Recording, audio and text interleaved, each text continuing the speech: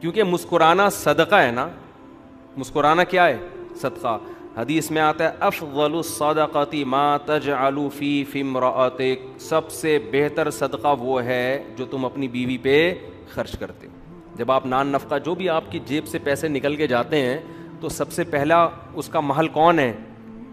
بولتے کیوں نہیں بھائی؟ بیوی. تو تیسرے نمبر پہ ماں باپ کے بعد مسکرا کے بات کرنے کا سب سے زیادہ ثواب لینا چاہتے ہو تو کس کے سامنے مسکرا کے بات؟ بیگم. دیکھو یہ مسکرانا جو ہے نا، یہ مسکرانے کا لفظ حدیث میں ایک علامت ہے. اس کا مطلب لازمی مسکرانا نہیں ہے، ایسا رویہ جس سے اس کا دل کیا ہو جائے؟ خوش ہو جائے. ہمارے نبی صلی اللہ علیہ وسلم نے اپنی زوجہ کو کہانیاں بھی سنائی ہیں، کہانیاں سنی بھی ہیں، حالانکہ آپ صحابہ کرام کے ساتھ ایسا نہیں کرتے تھے، کیونکہ ٹائم ویسٹ ہے نا اس میں. تو بظاہر تو ایک وقت ضائع ہو رہا ہے نا. بھئی آپ گپے مار رہے ہو گٹر کے ڈھکن پہ بیٹھ کے لوگوں سے، ہاں اور سنا ہے کیا ہو رہا ہے وہاں، کیا ہو رہا ہے، اس نے کیا کیا، اس نے، یہ گپے چلتی ہیں آپس میں. تو سب سے زیادہ یہ گپ شپ، ہنسی مذاق، اس کا ثواب سب سے زیادہ کس کے ساتھ ہے؟ بیوی کے ساتھ. تبھی تو نبی صلی اللہ علیہ وسلم نے فرمایا ہر کھیل کیا ٹائم ویسٹنگ ہے نا. آپ نے فرمایا ہر کھیل باطل ہے سوائے اپنی زوجہ کے ساتھ.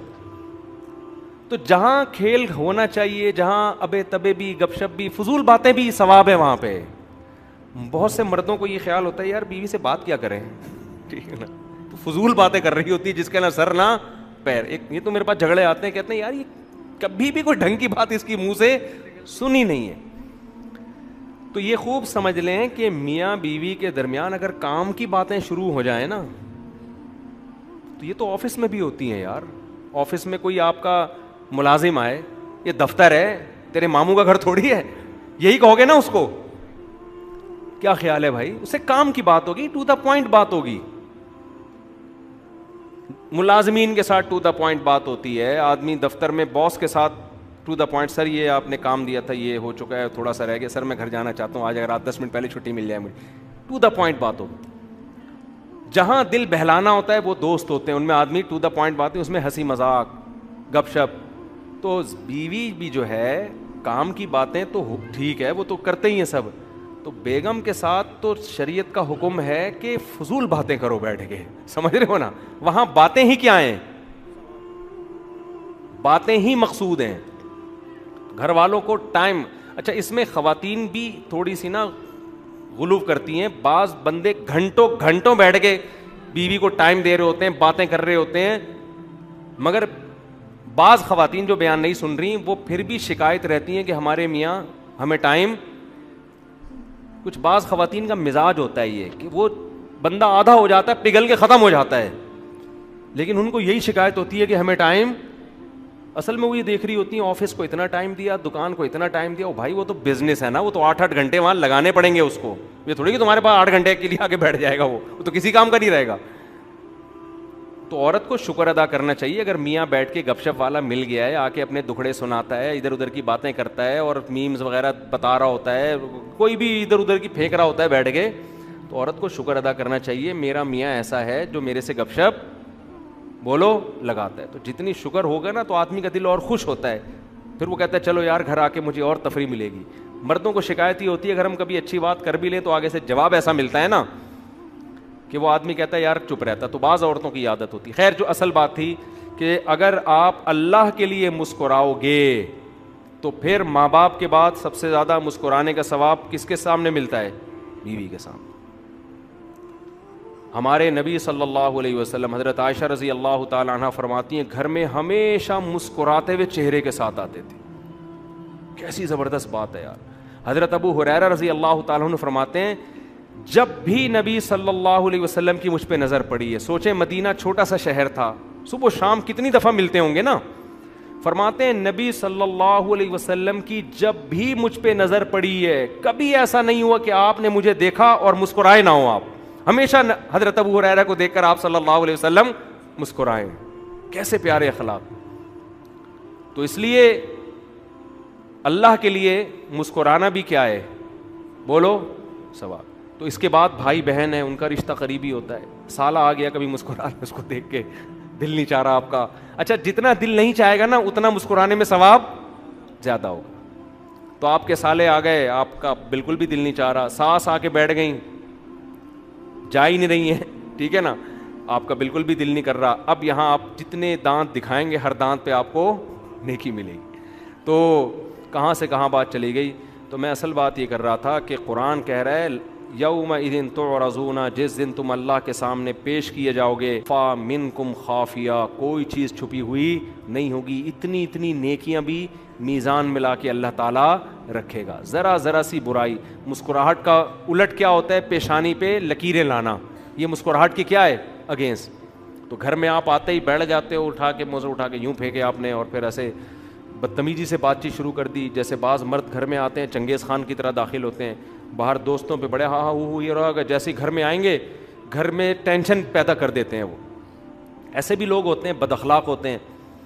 تو یہ بد اخلاقی, یہ پیشانی پہ سلوٹیں, یہ سب کی سب میزان میں لکھی جا رہی ہیں. دیکھو نبی صلی اللہ علیہ وسلم کی مجلس میں نابینا صحابی آئے تھے, تو آپ کی پیشانی پہ ناگواری کی وجہ سے چند لکیریں آ گئیں. فوراً قرآن کی آیتیں نازل ہوئی نا, عبسا وتولی, آپ کی پیشانی پہ ناگواری کیوں ہوئی. اس کا مطلب اللہ پیشانی کی لکیروں کو بھی کیا کر رہا ہے, نوٹ کر رہا ہے کہ یہاں آپ لکیریں نہیں آنی چاہیے. تو ہم نے بڑے بڑے علماء کو, بزرگوں کو دیکھا ہے کتنی مصروفیت ہوتی ہے, لیکن گھر والوں کے ساتھ ان کے اخلاق بہت اچھے. اور دنیا پرست آدمی کیا کرتا ہے, دوستوں میں تو بہت انجوائے کرے گا, اور دوستوں میں بھی انہیں کو جس سے کچھ مالی فائدے کی امید ہو. جہاں فائدے کی امید نہیں ہے وہاں دوست بھی 2 ٹکے کا نہیں رہتا. وہاں دوست بھی, ایک انگریز کا مقولہ ہے کہ آپ جب دوستوں پہ پیسہ اڑا کے ختم کر دیتے ہو نا, تو پیسہ تو جاتا ہے, دوست بھی کیا ہو جاتے ہیں, شارٹ. جنہیں دوستوں کو کھلا کھلا کے اڑائی ہیں نا دعوتیں, تو آپ یہ سمجھتے ہو ان سے دوستی مضبوط ہو رہی ہے, تو پیسہ بھی گیا اور دوستی بھی گئی. سمجھتے ہو گے نہیں سمجھتے. تو کھلاؤ, یہ بھی کس کے لیے, اللہ کے لیے. تو اتنا کھلاؤ جتنا اللہ خوش ہو رہا ہے. تو اللہ اتنا ہی کھلانے میں خوش ہوتا ہے کہ بیوی بچوں کا حق اس میں ضائع نہ ہو. اتنا کھلا دیا کہ ان کو مرنے کے بعد پاؤں میں چپل بھی نہیں ہے پہننے کے لیے, اس کھلانے پہ اللہ خوش نہیں ہوتا. کل ایک خاتون نے پوچھا تھا نا کہ میرے شوہر میری بہن سے اتنے فری ہو گئے ہیں. میں نے پہلے تو ہلکا لیا اس کو کہ بھائی چلو رشتہ داری ہے, بہن ہے میری, اچھے اخلاق کے ہیں, لیکن اب مجھے شک ہونے لگا ہے کہ یار یہ کیا ہو رہا ہے بھائی. اب اس کے دل میں خیال آ رہے ہیں بہن بھی فری ہو رہی ہے, بہنوں ہی سے بڑے فری ہو کے کہنے شاپنگ کرنے چلے گئے ایک دن. تو میں نے اپنے میاں سے پوچھا کہ بھائی یہ کیا ہو رہا ہے. کہ میری نیت پہ شک کرتی ہو, میری نیت پہ, میں کوئی غلط ہوں. تو میں تو پھر الٹے مشورے دینے میں ماہر ہوں. میں نے اس خاتون سے کہا, آپ اپنے شوہر سے کہیں ہاں آپ غلط ہیں, یہ ٹوپی ڈرامے کسی اور کے سامنے کرنا. آپ غلط ہو یا نہیں ہو, جب بیوی کو تکلیف ہو رہی ہے, اس کے دل میں وسوسے آ رہے ہیں, تو چھوڑ دو نا اس عمل کو. کیوں اس سے فری ہو رہے ہو بھائی آپ؟ یہی کام آپ کی بیوی شروع کر دے. اب میں اس کی بیوی کو یہ مشورہ تو نہیں دوں گا کہ آپ کے شوہر کا دوست آئے, آپ کو چلو شاپنگ پہ چلتے ہیں ہم دونوں اکٹھے. بہت خوشی ہوئی آپ سے مل کے. اور پھر وہ انگریز یہی لبرل پنے کی انتہا کو پہنچ گیا یہی کر کر کے. شروع میں وہ دوستوں کی بیویوں سے ملتے تھے, نائس ٹو میٹ یو, کہ nice to meet you too کر کے, بڑے مل رہے ہیں آپس میں, گلے ملنا شروع کر دیے انہوں نے کہا ہماری نیت ٹھیک ہے, گلے مل رہے ہیں, کوئی مسئلہ نہیں ہے. پھر ہوتے ہوتے بچے بھی پیدا ہونا شروع ہو گئے, ہماری نیت میں کوئی فرق نہیں, بچے پیدا ہو رہے ہیں, تو بچے تو نسل بڑھانی ہے, تو چلو اس طریقے سے بڑھ جائیں گے. ہوتا کیا ہے, یہاں تک ہو گیا کہ ابھی ایک شادی مجھے علم میں آئی, وہ گھر والوں نے بتایا کہ یہ دیکھیں کہ یہ عجیب سی شادی ہے. ان کو پتہ ہی نہیں تھا بیچاروں کو ایسا بھی ہوتا ہے یورپ. 16 سال کا بچہ ہے انگریز کا, اپنے ابا اماں کی شادی کی دعوت دے رہا ہے لوگوں کو, میرے ڈیڈی کی میری مما سے شادی ہونے والی ہے. سمجھ رہے ہیں؟ میں نے کہا کہ اس پہ خوش ہونا چاہیے کہ اس کے ڈیڈی کی اس کی مما سے شادی ہو رہی ہے. بہت غیرت مند ہے انگریزوں میں, یہ غیرت کے اعلیٰ معیار پر ہے کہ اس کے ڈیڈی کی شادی اس کی مما سے ہو رہی ہے. یہ تو جنت میں جائے گا ان کے حساب سے. غیرت مند ہے بھائی. آپ کے ڈیڈی کس سے شادی کر رہے ہیں؟ آپ کی امی سے, ورنہ آپ کے ڈیڈی کی شادی کسی اور کی مما سے ہوگی. یار یہ کلچر ہو چکا ہے. تو یہ تو بہت نیک آدمی ہے جس کی کہ اس بچے کے ابا کی شادی بال اتفاق کس سے ہو رہی ہے؟ اس کی امی سے ہو رہی ہے. اس میں فائدے ہیں نا, کرسیاں ورسیاں لگائیں گے ابا اما کی شادی میں. تو اس لیے براڈ مائنڈڈ بننے کی ایک لمٹ ہے. تو آپ کے گھر میں سالی آ گئی, ٹھیک ہے, اگر اس نے سلام کیا, آپ سلام کا جواب دے دیں. اول تو اس پہ پردہ لازم ہے, مرد پہ پردہ لازم نہیں ہوتا. اس نے سلام کر لیا, آپ کے وعلیکم السلام. بہت زیادہ ہو گیا, آپ خیریت سے, اپنی بیگم کی موجودگی میں پوچھ لیں آپ خیریت سے, الحمدللہ ٹھیک ہے, اپنا خیال رکھیے گا بس. بھابھی سے بھی اتنا فری ہو سکتے ہو آپ. اب ایک صاحب مجھے کہنے لگے مصعب اب بھابھیوں کے بارے میں, ہم اب بھابھی بعض دفعہ ساتھ بیٹھی ہوئی ہوتی ہیں, بیان کر رہے ہوتے ہیں, آپ اس طرح کی باتیں کر دیتے ہیں کہ بھابھی سے بھی ریزرو رہیں, آپ فری نہ ہو, تو ہمیں عجیب سا محسوس ہوتا ہے. بعض لوگ یہ کہہ رہے ہوتے ہیں نا کہ جوائنٹ فیملی میں بیٹھ کے بیان سن رہے ہوتے ہیں نا بعض لوگ, تو بھائی بھابھی سے بھی آپ ٹھیک ہے, گھر میں جوائنٹ فیملی ہے, خیریت پوچھ لی, انہوں نے آپ سے چائے کا پوچھ لیا, کافی ہے, سامنے بیٹھ کے فری ہونے کی ضرورت نہیں. تو وہ صاحب مجھے کہنے لگے آپ ایسی باتیں, جیسے میں نے ابھی کر دی نا یہ بات, ہم فیملی سے ہمارا بہت, میں نے کہا ٹھیک ہے پھر میں بیان میں اس طرح سے کہوں گا کہ جو اپنی بھابھی کے ساتھ بیٹھ کے بیان سنیں پلیز کائنڈلی تھوڑی دیر کے لیے دوسرے کمرے میں چلے جائیں, میں بھابھی کے بارے میں بات کرنے والا ہوں. جب بھی کسی پہ اعتراض کریں نا تو پہلے سوچ لیا کریں کہ اس کا آلٹرنیٹ ہم مفتی صاحب کو پہلے سے کوئی بتائیں, یا یہ مفتی صاحب یہ مسئلہ ہی بتانا چھوڑ دیں, تو کوئی آلٹرنیٹ ہو تو بتائیں, نہیں ہے تو پھر چپ کر کے سن لیا کریں. ہمارے یہاں بس یہ جو اعتراض آئے پارسل کر دو, پارسل کر دو, سوچتے ہی نہیں ہے کہ اگلا کے پاس اس کے علاوہ کوئی آپشن نہیں ہے. تو میں یہ کر رہا تھا جہاں مسکرانا افضل ہے تو اب آپ کیا کرو گے اللہ کے لیے. اچھا اس میں ایک غلو یہ ہوتا ہے کہ یونیورسٹیوں میں بعض لوگ دیندار بن جاتے ہیں, داڑھی رکھتے ہیں, پگڑی ہوتی ہے, تبلیغ میں وقت لگا رہے ہیں, شلواریں ٹخنوں سے اوپر آ گئیں, تو ان کے کلاس فیلو میں کوئی لڑکی ان سے بات چیت کرتی ہے تو وہ تھوڑا بدتمیزی سے, روٹھے لہجے سے جواب دیتے ہیں, اور وہ یہ سمجھتے ہیں کہ اس بدتمیزی سے بات کرنے پر ہمیں ثواب ملے گا. دیکھو اس سے دینداروں کا امیج بہت خراب جاتا ہے. ایک فری ہونا ہے بری نیت سے, وہ فری ہونے کی اجازت نہیں ہے, لیکن ایک خوش اخلاقی سے, اتنی خوش اخلاقی جس سے کم از کم آپ کا امیج برا نہ جائے, یہ ضروری ہے. کیونکہ بعض لوگ نا اس میں بڑا غلوف کرتے ہیں, کوئی بھی جوان لڑکی آپ سے بات کر, ابھی ایک دن کیا ہوا چند سال پہلے, کوئی لڑکی بیچاری بائک پہ پیچھے بیٹھی ہوئی ہے, تو بائک گری, وہ لڑکی بھی گر گئی, اس کی شلوار پھٹ گئی یہاں سے, سڑک پہ گھسٹ گئی. اب کیا ہے کہ وہ 2-3 داڑھی والے کھڑے میں قریب ہی نہیں جا رہے, نامحرم ہے, اور انہوں نے اپنے استاذ کو بھی بتایا, ان استاذ نے کہا بالکل صحیح کیا بھائی, ہم کسی کو, ان کے استاذ نے ان کو کیا نصیحت کی کہ ہم جو ہے کسی کی ٹینشن دور کرنے کے لیے خود جہنم میں نہیں جا سکتے. یعنی اس لڑکی کو آپ اٹھاتے, نامحرم کے جسم پہ ہاتھ لگتا تو وہ تو بچ جاتی ٹینشن سے, ظاہر ہے وہ بیچاری سڑک پہ پڑی ہوئی, لیکن تم کہاں جاتے, جہنم میں. میں نے کہا ایسا نہیں ہے بھائی, وہ ایک لڑکی چاہے وہ جوان ہو چاہے وہ بوڑھی ہو, جو بھی ہے سڑک پہ پڑی ہوئی ہے تو اس کو اٹھا کے بٹھانا ہے, اس کو کپڑا پہنانا ہے, اس کو ایمبولینس میں ڈالنا ہے. اب یہ تھوڑی کہ وہاں محرموں کا انتظار کیا جائے گا, جی اس کے حضرات ایک خاتون ہیں, یہ آئی ڈی کارڈ نمبر ہے, جو محرم مارکیٹ میں اویلیبل ہیں وہ آ جائیں اس کو اٹھانے. یہ تو بیوقوفوں والی حرکتیں ہیں نا, یہ سب باتیں کرنی پڑتی ہیں کہ اعتدال نہیں ہے نا, بات کا مطلب نہیں سمجھتے, غلوف کا شکار ہو جاتے ہیں. تو وہاں تو آپ اٹھاؤ اللہ کے بندو اس کو. دیکھو صحابہ کرام نے بعض جاسوس عورتوں کو پکڑا ہے, ان کی مکمل تلاشی لی ہے, وہاں یہ نہیں کیا کہ چونکہ نامحرم ہیں اب وہ بم رکھ کے جا رہی ہے نامحرم, یا وہ کوئی جاسوسی کا پرچہ لے کے جا رہی ہے, تو تلاشی لی جائے گی اس کی. تو سیکیورٹی کے اصول کچھ اور ہوتے ہیں, ضرورت کے اصول. ڈاکٹر ہے وہ آپریشن ہی نہیں کر رہا کہ نامحرم ہے, ابے بھائی مر رہی ہے, پیٹ پھاڑ اس کا, کاٹ اس کا پیٹ, یا اس کا جناب ہارٹ اٹیک ہو رہا ہے. اب محرم کا تھوڑی لیڈی ڈاکٹر کے, جی اس کے جو کوئی محرم ڈاکٹر چاہیے اس کے لیے, اس کے چچا فون کر کے پوچھو چچا نے میڈیکل کالج سے ابھی ایگزام پاس کر لیا کہ نہیں کر لیا ہے. جان بچانا ہے تو جیسے تیسے ممکن ہو. یہاں تک فقہاء نے لکھا ہے کہ عورت جب عدالت میں گواہی دینے کے لیے جائے گی تو اگرچہ وہ اسکارف لیتی ہے, پردہ کرتی ہے, لیکن جج کے سامنے وہ چہرہ کھول کے گواہی دے گی, اس لیے کہ وہاں یہ خطرہ موجود ہے کہ برقعے میں کسی اور کو اٹھا کے گواہی دلوا کے لے گئے آپ. برقعے میں تو آپ کسی کو بھی لے کر آئے, اس نے نام بتایا نہیں, جی میرا نام مثال کے طور پر فلاں نام ہے میرا, برقعے میں بندہ تھا وہ, اتنی بڑی بڑی مونچھ ہو, جج کو کیا پتا.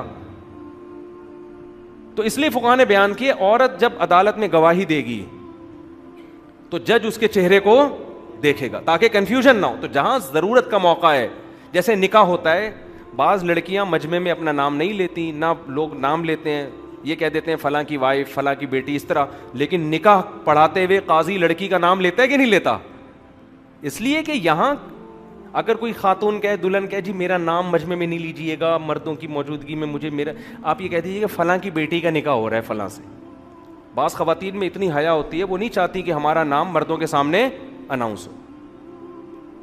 ہوتا ہے بعض جگہ, تبھی دیکھیں نا قرآن نے بھی عورتوں کا نام نہیں لیا کہیں بھی. حضرت مریم کا نام لیا وہ ایک حکمت سے, ورنہ قرآن جہاں عورت کا تذکرہ کرتا ہے کبھی نوح کی بیوی, لوط علیہ السلام کی بیوی, حتیٰ کہ فرعون کی بیوی, فرعون کی زوجہ کا نام آیا تو نام نہیں لیا بلکہ فرعون کی بیوی. تو قرآن جہاں بھی عورت کا نام نہیں لیتا. اس سے پتہ چلتا ہے کہ خام خامے مجمع میں عورت کا نام لینا حلال حرام کا مسئلہ نہیں ہے, لیکن ایک جن عورتوں کی طبیعت میں حیا زیادہ ہوتی ہے وہ اس بات کو پسند نہیں کرتی. اس کا حلال حرام سے تعلق نہیں ہے, لیکن پسند نہیں کرتی. وہ لوگ بھی اپنی بیٹیوں کا نام مجمع میں لینا پسند نہیں کرتے, بس یہ کہہ دیں گے میری بچی, اتنا کہہ دیں گے. لیکن نکاح میں ایسا نہیں ہے کہ آپ کہیں فلانی کی بیٹی کا, میں نے اس آپ سے کی بات نہیں کر رہا, یہ ہاں قبول ہے نہ بول دیں تو یار بیٹھے ہوئے بولے ابھی میں کہتا ہے کیا کہنا فوراً قبول ہے, ایسے بول دیتے ہیں. تو فلانی کی بیٹی کا آپ سے نکاح کیا, کسی سے بول دے آدمی, ایسا نہیں ہے. فقہا کہتے ہیں پورا پورا نام لیا جائے. اسے کنفیوژن پیدا نہ کرو. ادب ایک حد تک اچھا لگتا ہے, حیا ایک حد تک اچھی لگتی ہے. جہاں حیا کی وجہ سے کنفیوژن ہو رہی ہے, بڑے مسائل پیدا ہو رہے ہیں, وہاں حیا نہیں بھائی, وہاں سیدھا سیدھا نام. اب پتہ چلا وہ بیٹی سے نکاح کر دیا, اب دولہا کہہ رہا ہے, دلہن کو دیکھ کے یہ والی تو بولی نہیں تھی میں نے, میرا تو وہ فلانی سے چکر چل رہا تھا میرا. اب قاضی کہے گا ہم نے تو بھائی بیٹی بولا تھا, بیٹی تو یہ بھی ہے اور وہ بھی ہے, تو یہ لڑائی ہوگی نا. پتہ کیا چلے گا کس سے نکاح ہوا ہے؟ تو پورا پورا نام لیا جائے گا, باپ کا نام بھی بیٹی کا نام بھی. تو نکاح میں بھی ایسا ہی ہے, عدالت میں بھی ایسا ہی ہے, جج کے سامنے عورت چہرہ کھولے گی. اور اسی طرح کوئی خدا نخواستہ کوئی خاتون سڑک پہ پڑی ہوئی ہیں تو پردے کا خیال جتنا ممکن ہے کریں, باقی اس کو اٹھائیں. جسم کو ہاتھ لگانا پڑے تو ہاتھ بھی لگایا جائے گا اس کو. اور اسی طرح سیکیورٹی کے مسائل میں ایسا ہوتا ہے کہ کوئی جاسوس پکڑی گئی ہے تو ٹھیک ہے, پہلے تو یہ کہ عورت یہ کام کرے گی. بعض دفعہ جنگوں میں ایسا ہوتا ہے کہ اتنی فرصت نہیں ہوتی کہ لیڈیز کا انتظام کیا جائے, تو وہاں فوج کو اجازت ہے کہ بھئی آپ اس کی پوری مکمل تلاشی لے سکتے ہیں. تو جہاں بھی سیکیورٹی کا مسئلہ ہوگا, علاج کا مسئلہ ہوگا, وہاں شریعت اجازت دیتی ہے کہ پردے کا مسئلہ دوسرے نمبر پہ چلا جائے گا. سمجھتے ہو؟ تو اسی طرح یونیورسٹیوں میں کسی لڑکی سے کوئی اول تو بات چیت نہ کریں, لڑکیوں سے فری نہ ہو. کبھی ضرورت پڑ جاتی ہے تو پھر اس میں بدتمیزی والا لب و لہجہ نہیں ہونا چاہیے, اس میں فری بھی نہ ہو, ریزرو رہیں تھوڑا سا. ریزرو تو سمجھتے ہی ہیں نا, تھوڑا سا ریزرو رہیں, ہاں ہاں ہوئی ایک دم نا چھچورے پن پہ نہ آ جائیں, ٹھیک ہے نا, اور موبائل نمبر نہ مانگنا شروع کر دیں, ریزرو رہیں. اچھا ویسے آپ کی جنرل نالج کے بتاؤں, لڑکے جو ریزرو رہتے ہیں نا, لڑکیاں مرتی بھی انہیں پر ہیں. یہ تو ہمارے سامنے اتنے کیسز آئے ہیں نا. اندر ایک لڑکے نے مجھے بتایا میں یونیورسٹی میں لڑکیوں سے بڑا ریزرو رہتا ہوں, اور کہہ رہے صرف ٹوپی ڈرامہ ہے اور کچھ بھی نہیں ہے. خود بتا رہا تھا مجھے, میرے سامنے ہر آدمی بے تکلف ہو جاتا ہے, اس کو پتہ ہے میں ٹکر نہیں ماروں گا نا, اس کو سن لیتا ہوں میں بات. تو کہنے لگا کہ مجھے خود بتایا, کہہ رہا ہے مجھے اتنا ٹھرکی ہوں, اپنے بارے میں بتا رہا تھا. تو مشورہ لینے آیا تھا نا, برائیوں میں لگ گیا ہوں اور میں شادی نہیں ہو رہی وغیرہ وغیرہ, لوگ آتے ہیں کہ میں اتنا ٹھرکی ہوں. تو کہہ رہا ہے میں یونیورسٹی میں لڑکیوں سے بڑا ریزرو رہتا ہوں, بڑا نیک شریف بن کے نا, اپنے کام سے کوئی بات کرے گی ہاں جی کیا آپ کو سر نے یہ بتایا تھا, یہ اس کا یہ مطلب ہے, ٹھیک ہے اپنا خیال رکھیے گا, بس اتنا. کہہ رہے اندر سے میرے دل میں اتنے لڈو پھوٹ رہے ہوتے ہیں کہ کوئی مجھ سے خود سے فری ہو. اور کہہ رہے لڑکیاں مجھے شریف سمجھنا شروع کر دی, اور زیادہ فری ہو رہی ہیں. کہہ رہے حالانکہ اپنے دل کی حالت کہہ رہے میں جانتا ہوں. تو اس لیے میں خواتین کو بھی کہتا ہوں جو بہت ہی گھننا بنا ہوا ہے نا, بعض دفعہ وہ محض اپنا امپریشن اچھا ڈالنے کے لیے گھننا بنا ہوا ہوتا ہے, اندر سے اس کے دل میں لڈو پھوٹ رہے ہوتے ہیں, لڈو, لیکن بعض صحیح بھی ہوتے ہیں. خیر وہ واقعی ریزرو ہوتے ہیں. تو میں یہ جو بار بار کہہ رہا ہوں نامحرم سے مسکرا کے بات نہ کریں, تو ایسا لب و لہجہ نہیں ہو کہ بدتمیزی جھلک رہی ہو اس سے, اس کا خیال کریں, کیونکہ دینداروں کا امیج اس سے بہت زیادہ خراب ہوتا ہے. آپ نے بدتمیزی نہیں کرنی ہے, فری نہیں ہونا بس آپ نے. تو اب میں اصل بات کر کے بس بیان ختم کرتا ہوں. تو ہماری مسکراہٹ چونکہ کس کے لیے؟ اللہ سے. اب آپ مجھے ایک بات بتاؤ, جب اللہ کے لیے مسکرانا ہے تو سب سے زیادہ کس کے ساتھ مسکرا کے بات کرنے کا ثواب ملتا ہے؟ ماں. کیونکہ نبی صلی اللہ علیہ وسلم کی صحیح حدیث، سب سے زیادہ اچھے اخلاق کا مستحق کون ہے؟ تمہاری ماں. صحابی نے پوچھا اس کے بعد، فرمایا پھر ماں. پوچھا اس کے بعد، فرمایا پھر ماں. سمجھ رہے ہو؟ تو لہذا آپ چاہتے ہو کہ تھوڑی دیر کی مسکراہٹ ہو اور آپ کے میزان کا ترازو، اس ایک نیکی کا وزن اتنا ہو کہ وہ جھک جائے. تو سب سے زیادہ مسکراہٹیں کس کے سامنے بکھیرنی ہے؟ ماں کے سامنے. سمجھتے ہو؟ دوسرے نمبر پہ مسکرانے کا سب سے زیادہ ثواب کس کے سامنے ملتا ہے؟ ایسا نہ خام خامے بتیزیاں دکھا، کوئی بات ہو، یعنی ایکٹنگ نہیں کرنی ہے جا کے ابا کو لگے کہ یہ پتہ نہیں کیا ڈرامے شروع کر دیے اس نے. مطلب یہ کہ میٹھے لہجے میں ایسا ایٹیٹیوڈ ہو، ایسا لب و لہجہ، ذرا بھی سختی نہ ہو بات چیت کے انداز میں. تو اگر آپ کی مسکراہٹ اللہ کے لیے ہے تو دوسرے نمبر پہ آپ سب سے زیادہ کس کے سامنے مسکرا کے بات کریں گے؟